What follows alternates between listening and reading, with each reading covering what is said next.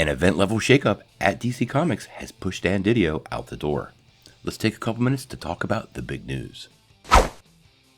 Hey guys, thanks for tuning in to Comic Book Nostalgia. I'm CB Nostalgia, and we got a little update about DC Comics. But first, make sure you get in on this month's giveaway. We're giving away a copy of JLA 1 Million. In order to get in on the giveaway, all you have to do is be a subscriber, hit like, and leave a comment. Well, Friday morning, fans of DC Comics had some pretty big news dropped in their lap. DC co-head Dan Didio has left the company.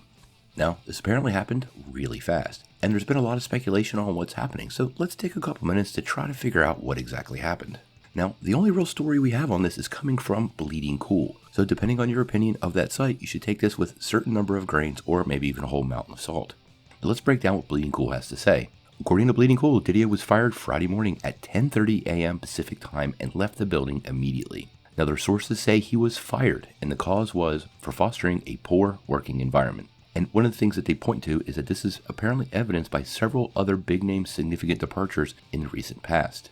According to Bleeding Cool, Dan Didio has a reputation for being quite the micromanager, and this has put several people off. Also, DC Comics is apparently headed into some big changes. This is the much-rumored 5G. If you haven't heard of 5G, apparently the plan was to revamp several of DC's major characters, including seeing Bruce Wayne, Clark Kent, and Diana pass on the mantles of their iconic characters. Apparently, there was a ton of internal opposition to this plan.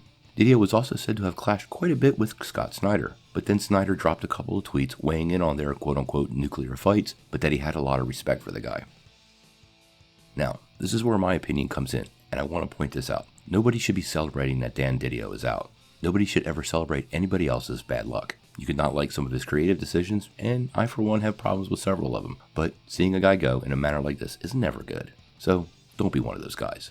I do think this very well could be built around that upcoming 5G changeup. Apparently, book retailers are really nervous about some of these changes, and the idea that they would have to sell Batman, Superman, Wonder Woman, and Aquaman without Bruce Wayne, Clark Kent, Diana, or Arthur Curry could be a little bit difficult. This is basically what Marvel did in the all-new, all-different Marvel, and sales went into the toilet. In any case, Didio has a reputation for a guy who is willing to take some creative risks, and you have to respect that. But clearly there's some changes going on at DC, and we'll have to wait and see what happens. This leaves Jim Lee as the sole editor of the company and the man in command.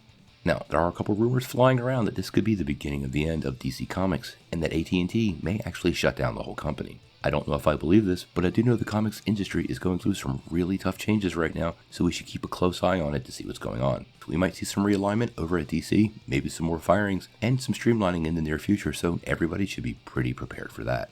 So now's the part where I ask you, what do you think of Dan Didio leaving DC Comics? And what was your favorite and least favorite comic line that he was involved in? Sound off in the comments below. If you like this video, make sure you press like, click subscribe, and if you don't ring that bell, you won't get any updates. Peace.